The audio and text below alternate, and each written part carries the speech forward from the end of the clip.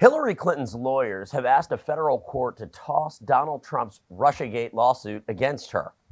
Attorneys for the failed presidential candidate say that the suit, which alleges Clinton engaged in racketeering and a conspiracy to commit injurious falsehoods about the former president's 2016 campaign ties to Russia, lacks legal merit in a motion to dismiss. Joining me right now is Charles Ortel, who knows extensively about this situation. What do we know about this most recent motion? I think, Chris, this is a desperation ploy. I think that Durham and others are well over and have been well over the target of what happened in 2015, 16, and afterwards, when it's not just the Clintons who did their best to stop Trump from winning and to hobble his effectiveness.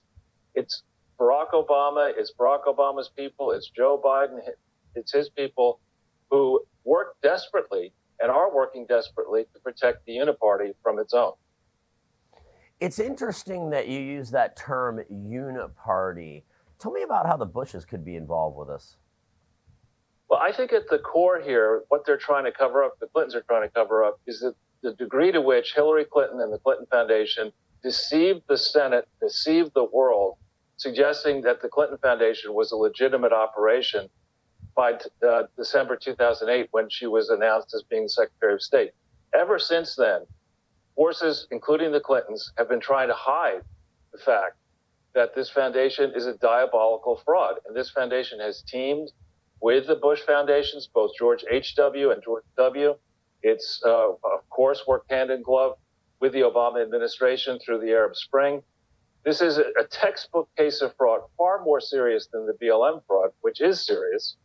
And this is what I think the Clintons don't want us to focus on. They want to have us get into the weeds on technicalities in the lawsuit, but miss the bigger picture. Going back to Russiagate, tell me about this information that they're trying to suppress. How damning is it? I'm sure it's incredibly damning. I mean, they have gone back, and there are emails that are around the various meetings that were concocted. Perkins Coie hires this firm, Fusion GPS, which is manifestly not a law firm.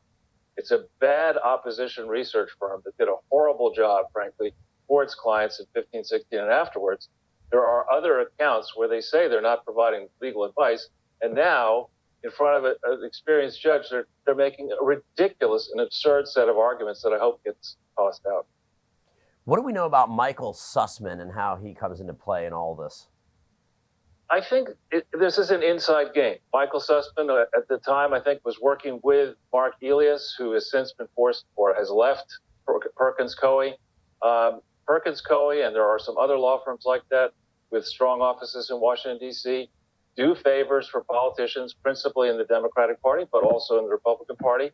And those politicians can rely on the lawyers to manipulate the D.C. court system, which is certainly not an objective court system. It's heavily biased in favor of Democrats and now progressive and woke.